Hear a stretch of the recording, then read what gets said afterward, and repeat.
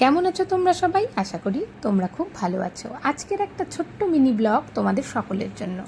এই যে দেখতে পাচ্ছ ডবল সেলিব্রেশন, এই যে দুজন কেক কাটছে। এর আগে দেখেছো 26 তারিখে সারাজারার পাপার বার্থডে ছিল, আর এই যে ছেলেটি কেক কাটছে ওর নাম রঞ্জন। ওর বার্থডে গেছে 31 জুলাই।